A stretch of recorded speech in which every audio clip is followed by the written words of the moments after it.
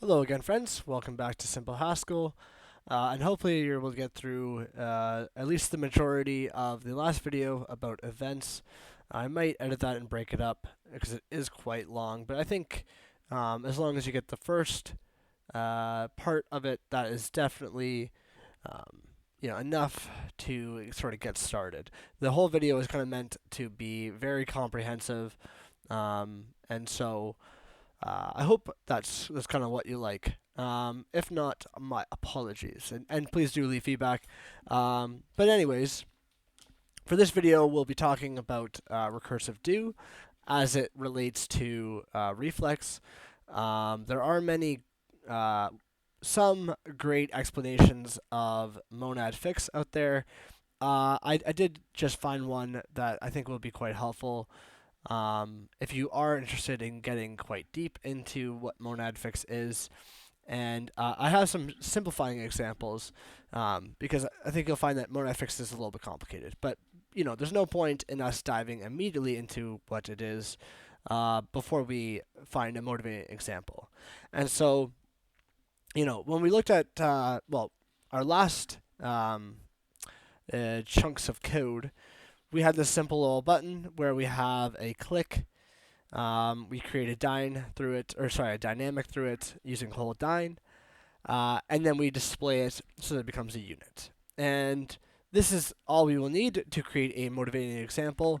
And so we didn't need it in this case because, all we're doing is something quite simple. But and well, sorry, we don't need it in this case because the event happens further up in the DOM to where that event is displayed, right? So to extrapolate this a bit, if we had, let's say, an event that happens right at the top of the page, maybe it's in the modal, and we have something at the bottom of the page in the footer, which is subscribed to that event, this is never a problem.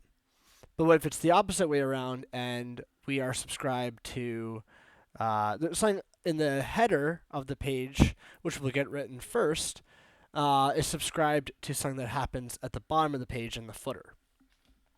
Then we have a problem because, if we comment this out and instead show what it looks like, we also need this pure just so that we don't end on this statement here because that would be illegal for do syntax.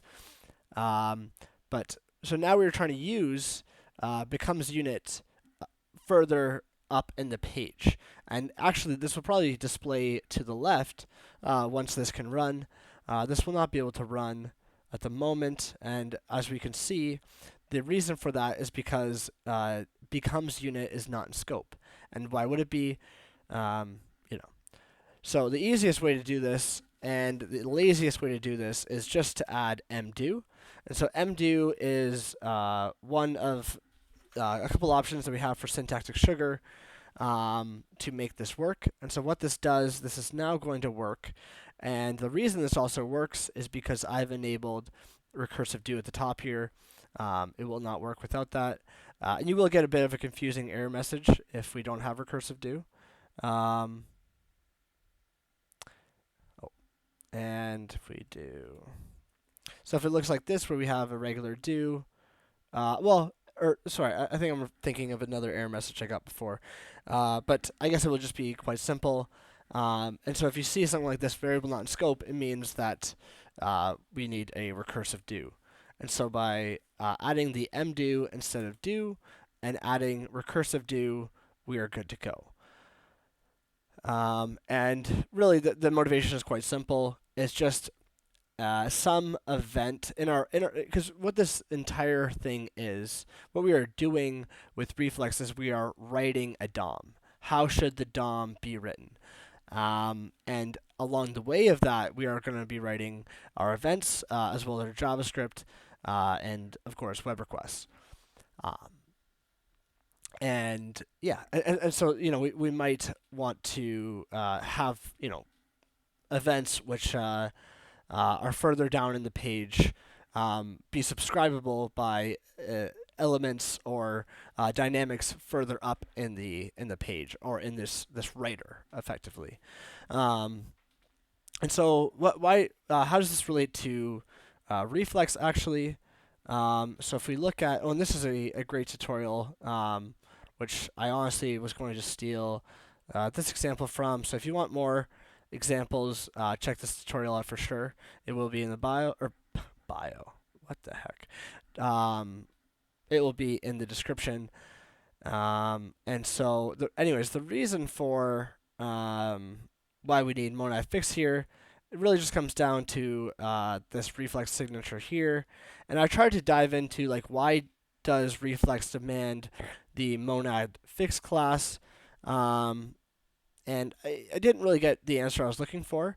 If we dive into the spider timeline, what we find after some digging around the spider timeline and types that relate to it, monads that relate to the spider timeline, because I believe this is just a phantom type, which, well, it might be easier to show you what that means now that I've said it. I believe it just has, yeah, really no actual body to the expression, which, as you'll see, it causes no problems whatsoever. And it's far more like a signal is a good way to think about it to the compiler in terms of how to interpret functions in the body where you see the spider timeline. But anyways, that's off point. And so where it actually comes from and why it's demanded for this reflex type class is that it is derived. And so in Haskell, I'm not sure if we must have covered this through type classes. We have the deriving keyword. There's also quite a lot of growth in that area around language extensions which do automatic deriving for us. For example, there is new type deriving, derive any, I think it's derive any class, and deriving via. And deriving via is, I believe, how this, if I recall correctly, how this gets its monad fix instance. And so with it being deriving via, the only logical, so I believe I saw it for push m, but the only, or what was it? The only logical explanation, or for what it's deriving from, would be from the IO type class. And if we get, and the reason for that is if we get into the actual internals of how Reflex works, and like how the sort of coding that we're doing is supported through Reflex, we'll see that it does a lot of actions with mvars and concurrency. So that we can have something like JavaScript, which is by nature asynchronous. And yeah. And so if we look at the actual type, or the actual body of fix IO, which is the function for the monad fix instance of IO, well, it doesn't look like it does much at all.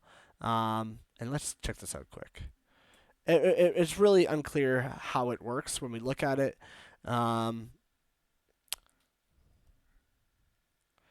So we have this action of k, and we do a bunch of stuff with mvars. We make a new mvar. I honestly don't know. And then we apply the action to the result and then put the mvar.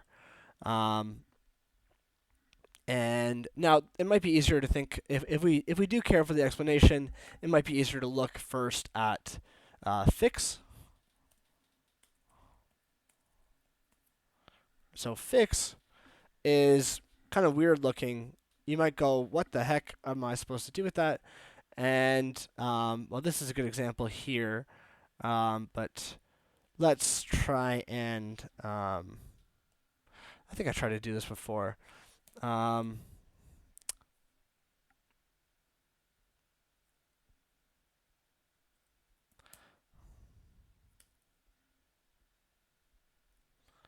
So if we have x,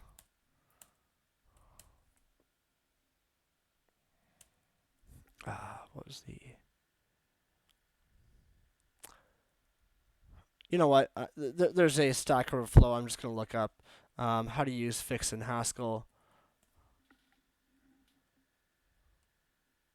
And right.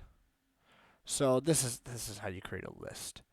I believe. Actually, would this work? Because yeah, it does work. So this creates an infinite list, and we can say take 10 from this, and we get 10 ones out of there. And so this is just another way. The simplest explanation of it is another way of doing recursion. It's actually called value recursion because it is different from what we would normally do with recursion, and so it is distinguished. But at the end of the day, it's really just recursion. Pardon me if you are a researcher and hate that I just said that, but it is basically just recursion. And now, I think a nice example of recursion might be mfix for maybe, because as we'll see, monad fix actually does have an instance for maybe, as well as lists and IO are kind of the main ones. And so I was a little confused with mfix because the first thing I tried was just the type constructor or just the type constructor would fit this function. Because if we look at type of just, we can see that with m being the maybe, that this does fit. And so if we do this and we say something like from just m fix just,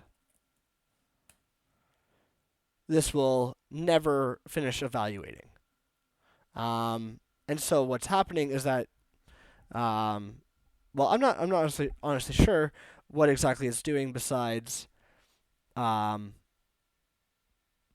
don't know. It's kind of mysterious in terms of what it's doing, but the point that I'm trying to get to here is when we now do mfix nothing and ask if it's equal to nothing, we're going to see that this evaluates immediately. And that is true. And I believe if we do as well, we throw out the argument and we say just one, it will also evaluate immediately. And so there's an idea of fixed point recursion, and that's where fixed points in value recursion. And so the idea here is to kind of view this as a generator. So we could another example I just saw was using it to create using the mfix of IO to create Fibonacci. And was it in this one? Ah, here it was.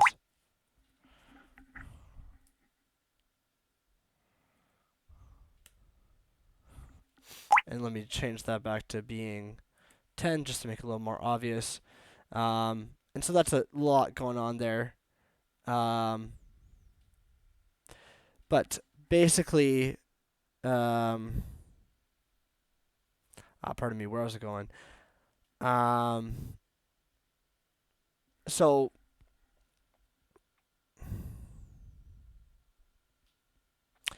I'm going to pause the video because I honestly just fully lost my train of thought. You know what? I'm not going to lie. I forget what I was saying, but I'm sure if I can't remember it, it's probably not that important. So I think the point I was eventually building to, though, is if we think about recursion, and this is an easier one to chew on first for why this makes sense. So with recursion, when we looked at recursion for our examples, we looked at the empty list as sort of an identity case. And in the sense of monads, you could view nothing as something of an identity case, for the idea of going until failure happens. Um, and so that's not the only thing that we can use this for. We could, of course, do operations or inspection on the inner value contained in just. If we have a function like this that instead, let's say instead we have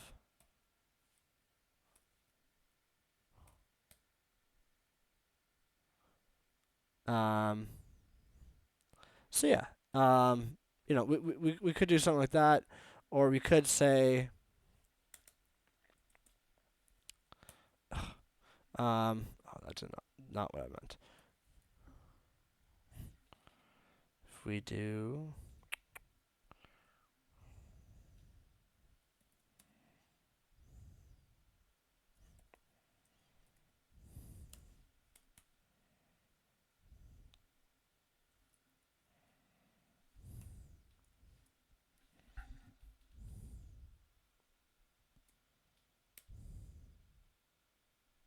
actually, that's kind of interesting that caused it to not fail or anything like that. And really, we have the same actual mfix expression on the right hand side. Now we just fmap plus 1 over it, and it goes on forever. And so all we were doing before was asking if nothing is equal to this, and we immediately get an answer. And so, again, I'm not going to give you the best explanation of it. You would be best to write or read the research paper. There's a lot of concepts at play here with circular programming, and I really wanted to make this a quick video. But I think the best way to think about it is just in terms of the exit cases that we learned about with the list and recursion video, and to view nothing as sort of an identity case in that sense. But now also too, and so I'm curious now about this nothing equals mfix just 1. What if we were to say that does just 1 equal? That's weird.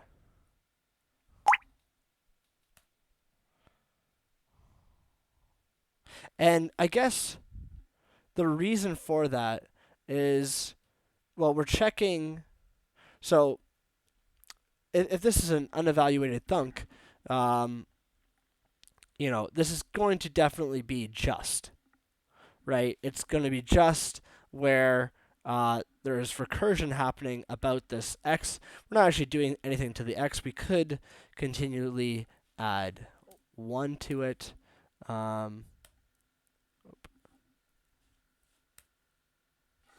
And interestingly, that does not affect the nothing case, but it does probably would for just. Or, would not do anything. So yeah, it is quite confusing. Again, I recommend actually going and reading a better source for it. But I figure I'd attempt to explain it here, and I feel like some of these examples might help you along the way. But yeah. So anyways, thank you for watching. And check out the link in my bio. That's the one that is the best explanation of this sort of concept. And you don't really need to know how Reflex actually does that under the hood. But it might be helpful actually to understand the idea of the fixed point. And what the fixed point, I believe it is doing in this case, and there's a similar, the exact same concept in Nix, which is another functional language, and so that involves the recursion of adding records together, and effectively, it will run and just until the point that it needs to. It will do just the minimum amount of recursions to see if the value, or just to get the output. Um, and so yeah, it's pretty fascinating stuff. There's literally like a 300 page, I believe it was 300 page research paper on this sort of thing, but um, interestingly enough, the actual motivating example is quite simple. So, anyways, thank you so much for watching, and hope you enjoyed. Hope you found some value in that. If not, my apologies.